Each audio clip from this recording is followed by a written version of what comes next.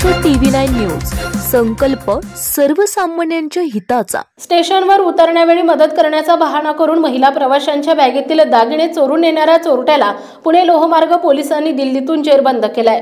चोरट्यानं पुणे आणि मिरज रेल्वे स्थानक परिसरामध्ये प्रवाशांकडील ऐवज लांबवल्याचे 2 गुन्हे उघडकीस आलेत। त्याच्याकडून 110 ग्रॅम सोन्याचे दागिने जप्त करण्यात आलेत। रमेश फुलचंद असं अटक करण्यात आलेल्या चोरट्याचं नाव आहे। याबाबत एका महिलेने पुणे लोहमार्ग पोलीस ठाण्यात फिर्याद दिली होती।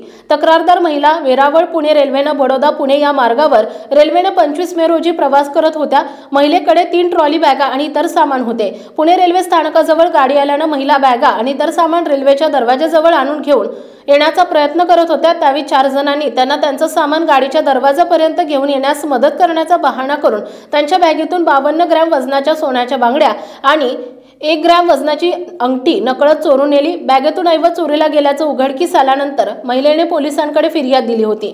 पुणे लोहमार्ग पोलिसांच्या पथकाने तपास सुरू केला तेव्हा रमेश आणि त्याच्याबरोबर असलेल्या 4 साथीदारांनी बॅगेतून ऐवज चोरल्याचं उघडकीस आलंय। आरोपी रमेश दिल्लीत राहत असून तो रेल्वेत चोरी करणाऱ्या सराईत असल्याची माहिती मिळाली आहे। त्यानंतर लोहमार्ग पोलिसांचं पथक दिल्लीला रवाना झालं। दिल्ली पोलिसांच्या मदतीने आरोपी रमेशला पकडलाय। चौकशीत त्याने मिरज रेल्वे स्थानकात प्रवासी महिलेला मदत करण्याचा बहाणा करून 57 ग्रॅम सोन्याचे दागिने लांबवल्याचं उघडकीस आलंय। पोलिसांनी त्याच्याकडून 110 ग्रॅम सोन्याचे दागिने जप्त केलेत।